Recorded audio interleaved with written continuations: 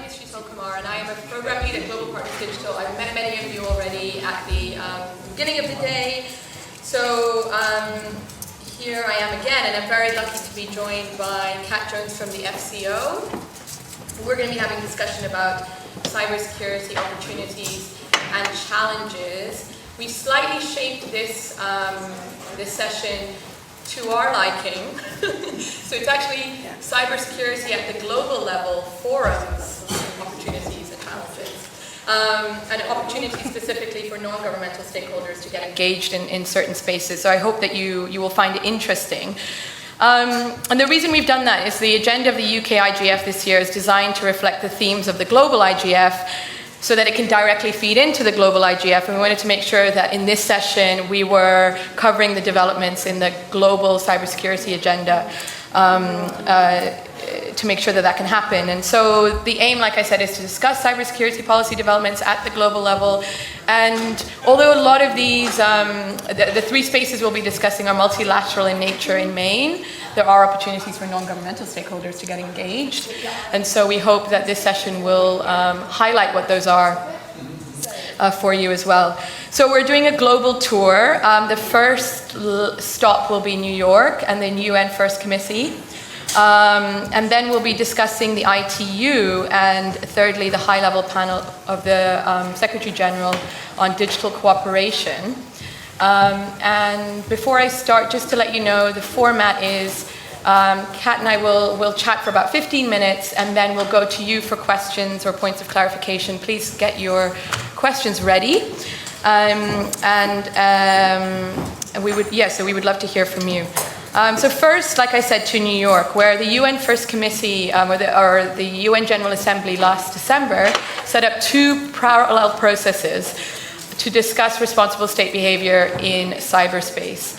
And those processes in large or in main have the same mandate. There are a couple differences, but essentially what they're doing is discussing what states should and shouldn't be able to do in cyberspace, to put it very crudely. One of those, a group of government experts, is actually in its sixth iteration because there have been 5 group of governmental experts discussing these issues over the past almost 20 years now. And what they've developed is a consensus that international law does apply in cyberspace and a framework, what's normally called the Responsible State Behavior Framework, which includes some recommendations, voluntary, that states can adopt to ensure peace and security in cyberspace. So now there's a 6th GGE. It's closed. It's member state only. It includes only 25 member states. And it will start its work in December, and it will go on until 2021, hopefully issuing a consensus report but at the end of that period. At the same time, the open-ended working group has been set up, again to discuss responsible state behavior in cyberspace. It's already had its first meeting in New York in September. The mood around that was quite convivial. I thought it was quite positive. And so there is still a lot to go. we still have 2 of the main meetings coming up in February and July, where the issues relating to how states should behave in cyberspace will be discussed. There's a wide range of issues being discussed there, Kat. So I was wondering whether you can tell us a bit about the UK government's position on, or perspectives on these issues and where you think things are going, as well as some of the opportunities for non-government stakeholders to engage. Of course. So hi everybody, I'm Kat Jones, I'm Head of Cyber Diplomacy at the Foreign Office, and that means I have quite a niche job looking at the application of international law in cyberspace. But I'm here to convince you that actually it's not niche at all, and you should all get involved, and it's really exciting. So let me pitch this to you. So what we do in the UN negotiations that Sheetal's described is really there our opportunity to promote the UK's vision for cyberspace. So all those things that we've been talking about today, and Alex gave a very good spiel about the terrible things that we hear about the internet, but what is our positive vision for cyberspace, and why should other countries agree with that vision, and why should they get on board with that? Now, we then, in the course of the negotiations, talk about how that is kind of enshrined in the international legal framework. So it's very important from our point of view to protect that. Really the outcome that we're seeking is that we increase stability between states in terms of how they see cyberspace and how they act in cyberspace, which helps to reduce tensions and gives greater stability, which is really crucial for all stakeholders in terms of if there is activity ongoing which potentially has impacts on users. For instance, you accidentally get randomly targeted, and it turns out that was a state cyber attack that went wrong because it wasn't particularly targeted or proportionate, then that's a really negative impact on your business, on your personal life, on your use of the internet. So increasing stability in that context is what we're all about. There's a few challenges there for us. Not everybody buys into our vision of cyberspace, which may surprise you. The real distinction there is about cybersecurity and how that's about, in our mind, about the security of networks, and information security, which is a term that's used often instead of cybersecurity by certain countries, because that brings in the ability to control content online. So the problem that we have in this negotiation is very much that we have a vision, some certain authoritarian countries have a vision, and then there's a large swathe of countries in the middle who are struggling with a digital transformation that fundamentally impacts the way their society works. And sometimes our narrative about the way that we should run the internet, the way cyberspace should operate, looks attractive. And sometimes the opposing narrative looks a bit easier, a bit simpler, and sometimes comes with a bit more money attached to it, if you can buy into it. So we're in a real battle there for how we can win people over to our vision of how cyberspace should be. And of course, negotiations in any UN scenario are actually about values and geopolitics. So it doesn't matter, you think you're talking about technology, but actually what you're talking about is the real values that are ingrained in a country's national position, whether that be on technology, whether that be on aid, whether that be on, digital development, whatever it is. It's actually about the values that country brings to the international negotiations. So that's where we have a few challenges. Mm-hmm. What I think is really fundamental to this audience is very much that, as well as impacting on all of you and the framework that you guys are living within, we spent a lot of time last year in negotiations arguing very much for the multi-stakeholder model. Now, you'll know the UN is a state-to-state body, and they have not traditionally been brilliant at bringing in stakeholders into that discussion. We spent 3 weeks last year locked in a basement in New York, about 20 hours a day, fighting for the right for you guys to actually put into this conversation. And so from the 2nd to the 4th of December, there is a session in New York which companies, industry, civil society and academia can all apply to attend, where you can share your views on this issue. Now, I'm really keen to see as many as possible of you do that. You can make submissions in writing, you can attend in person, you need to apply for accreditation through the process and get yourselves there. I'm really keen for you to do that. I spend a lot of time, as I said, last year we spent 3 weeks arguing this one point about how important it is that you guys have a voice in these discussions.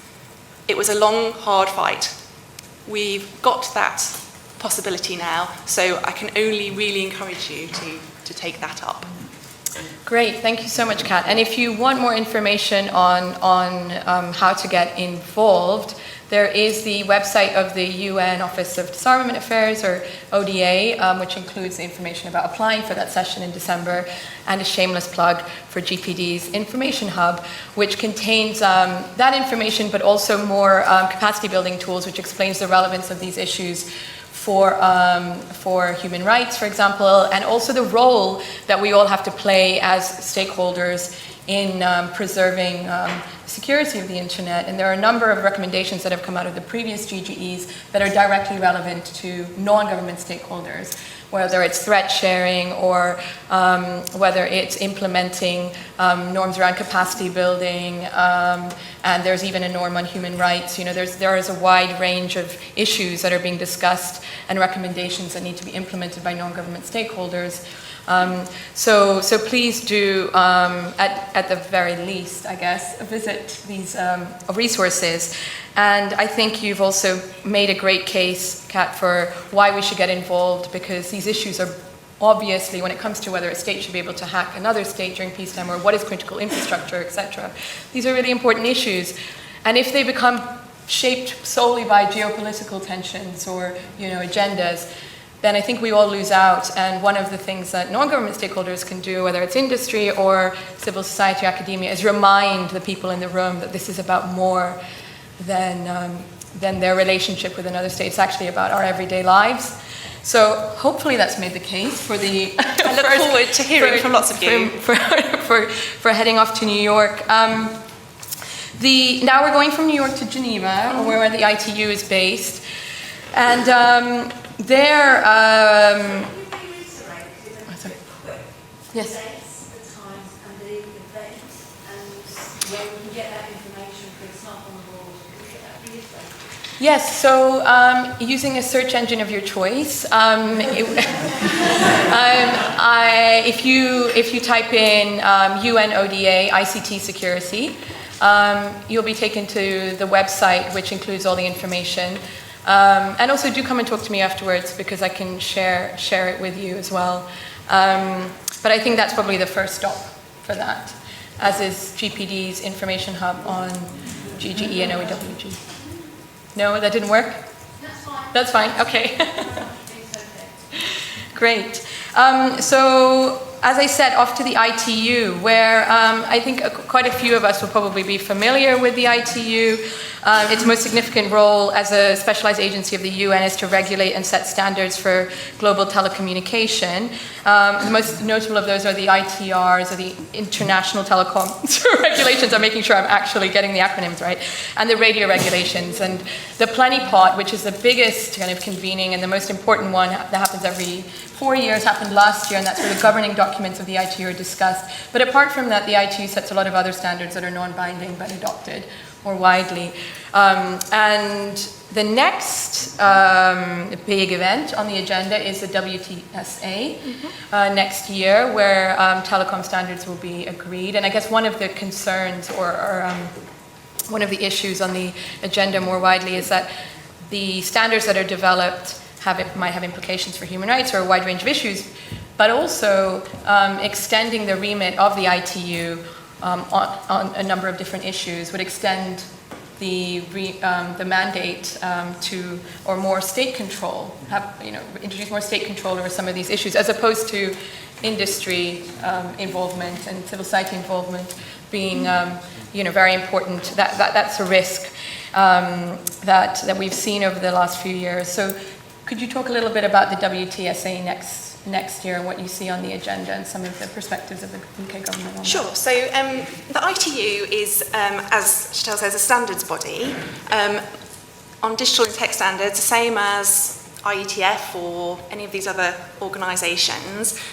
The difference is that it's part of the UN and it's a state-to-state, primarily state-to-state body. It makes attempts to have multi-stakeholder engagement. Actually, when you go to, for instance, plenipotentiary last year, states speak first, and then when they finish deciding everything, stakeholders are allowed to engage. So it's not quite what we would term a normal standards body.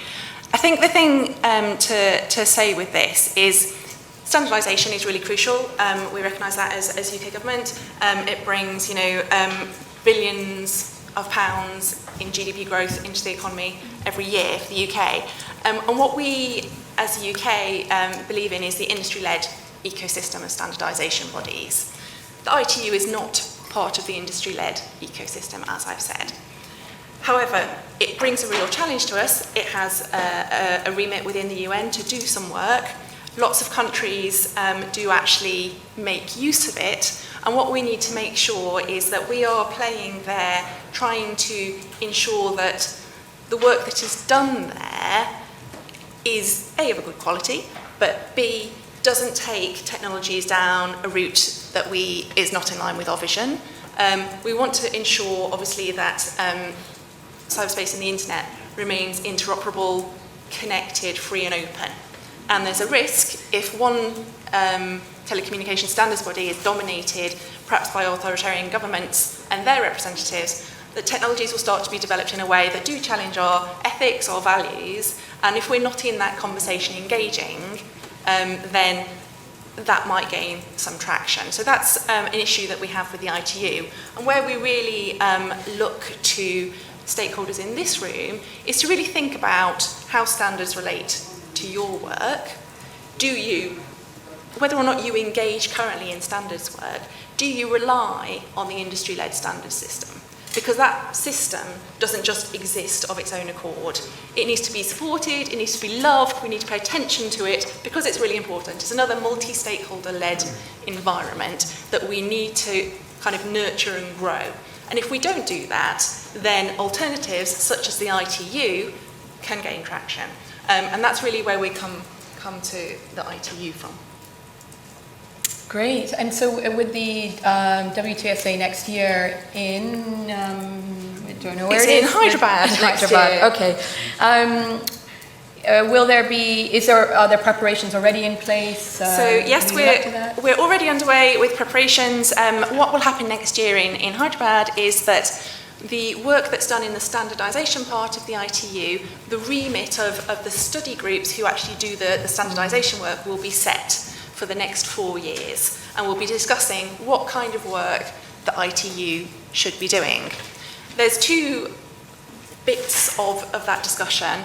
One is very much about the technical standardisation work that should be done, and then, as with all of these negotiations, there's a very political angle. The geopolitics always comes in to play.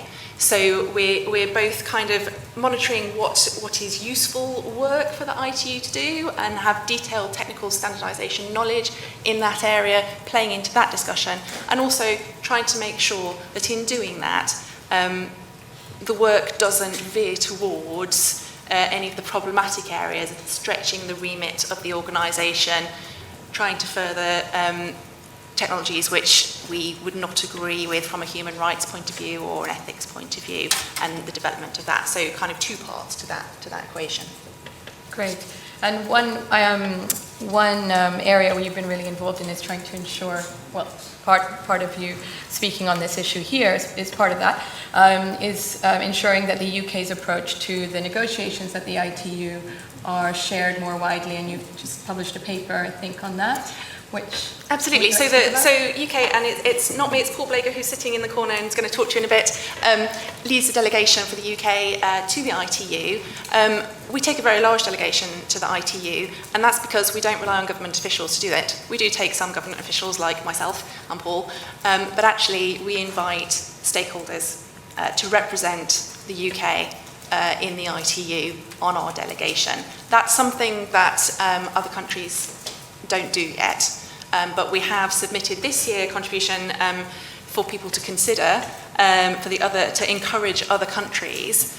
People often say to us, how do you have such a big delegation? How do you manage to cover all of these topics which are being discussed in the conference every year? Because it's a 2-week conference that goes on. It covers 300 resolutions at once. It's really big.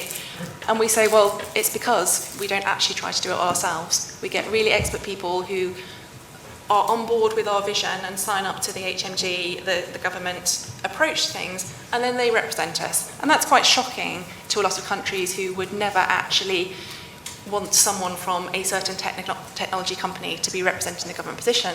But that's really quite groundbreaking.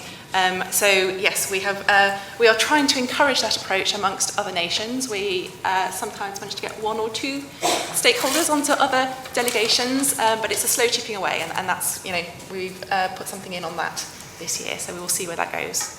Great. So next on our world tour, whirlwind world tour of forums relevant to global cybersecurity, is the high-level panel of the UN Secretary General on digital cooperation. And we've heard a lot today about how discussions in internet governance take place in silos and how that's not a good thing, and we need more cooperation and discussion across stakeholder groups.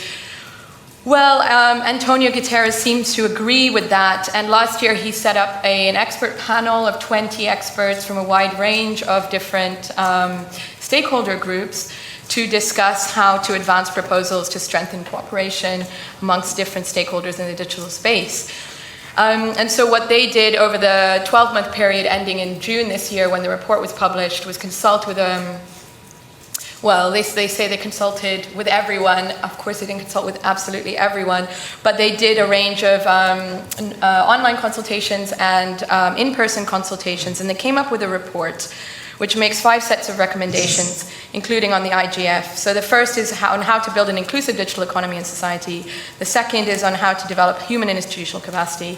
Third, on how to protect human rights and human agency. Fourth, promoting digital trust, security, and stability. We're going to talk about that. And then finally, on how to foster global digital cooperation. Now, this is a report which, like any report of the UNSG, can go somewhere or can go nowhere.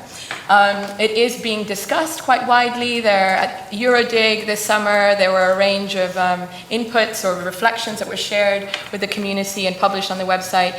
The IGF has been holding a consultation on the recommendations of the high-level panel because it directly implicates the IGF and its future, potentially, if people want to take forward the recommendations, if stakeholders want to. So there's a lot there to grapple with. I think it's about 50 pages, this report. One of the things that it suggests is the development of a global commitment on digital trust and security to quote, shape a shared vision, identify attributes of digital stability, elucidate and strengthen the implementation of norms for responsible use of technology, and propose priorities for action. So I suppose, just before we go to questions, what are the UK's views on this report, and do you think there's anything there that we need to take forward, and conversely anything maybe we shouldn't? Yes, so I think this report for me is particularly interesting because it really characterises the recognition by the Secretary General of a lot of the lobbying we've done about multi-stakeholderism. It's a recognition that the state-to-state conversations on some of these issues are getting very tangled up in geopolitics, and we will always say some of these discussions should be outside of the UN in other fora so that multi-stakeholders can engage. And what is coming through the report is an appetite within the UN to recognise that, at least at the Secretary General's level, and consider not making, obviously, the UN something that it isn't, but how does it include stakeholders more inclusively on some of these issues. And so a lot of the report we support in terms of it's about digital inclusion, it's about addressing digital transformation in line with sustainable development goals for the UN. Those are really crucial things that we support, and there's a lot of good in it. The cybersecurity bit is a bit tricky because of those tensions around that issue. So the global commitment on trust, we're not very keen on. I can be honest, I have a little flag that sits in my desk in the office, and whenever we're talking policy, it kind of comes out, and whenever anybody says something that might lead to a treaty in the UN on cyberspace, it kind of goes, bloop, and everybody's like, oh, we're back in the treaty land again. There's a real concern about if a treaty was to be developed in this area, whether that would roll back a lot of the rights that are enshrined in the UN Charter, particularly in terms of freedom of speech, freedom of expression, and all of those kind of things. So my little flag comes up for the global commitment. It also, there's an interesting recommendation in there about digital help desks, where countries that are struggling with digital transformation can go to the UN and seek some help with their digital transformation. And it's not really clear to me what that would involve. And indeed, certainly if I want to transform my network or build a secure network in my country, I'm not sure the UN is the place that I really want to go to get that advice. So there's a few concerns there on cybersecurity, but broadly, there is an effort here to think about multi-stakeholderism, and I think Paul will probably talk a bit more about the IGF specific recommendations in a bit. Okay, great. So just been reminded, we only have about 5 minutes left. I think on the high-level panel report, it's important to remember that the consultations are ongoing, and it's worth reading and seeing, I think, what is good in there, what you can use, potentially and referred to, it is a high-level report. And like you said, Kat, there's a lot of good language in there in terms of the need for a multi-stakeholder approach and the need for cooperation. So it could be a very good reference. And then there's some concrete recommendations, more than those that we've discussed, that require, I think, some scrutiny and conversation. So while encouraging you to read that, hopefully we have created some interest on some of these issues. There's been a lot of talk about geopolitics and the relevance of these high-level discussions for kind of everyday development of the technologies that we're discussing here. Do you have any questions? Yes, please. Well, I'll take, please indicate if you have a question so that I can come to you after. Well, thank you. My name is Subhas. You talk about negotiation and geopolitical things, right? Especially in terms of Unified Society and Geneva Convention. What are the terms of negotiation on which are we negotiating, and can you just elaborate more? Certainly. So what we're discussing at the moment in this committee is very much how states should act in cyberspace, and that's very much driven by tensions between originally US and Russia about how technology might be used in terms of militarization. And so one of the approaches you could do is you could take, so international law, our position in the UK is that international law as it exists now applies in cyberspace as it does on land, on sea. So if you were to go to war in cyberspace, you'd be under the same international legal framework that you are if you went to war on the sea.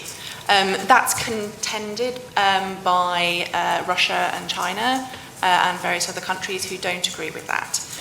Because we got a bit stuck in that conversation, we then started talking about norms of behaviour.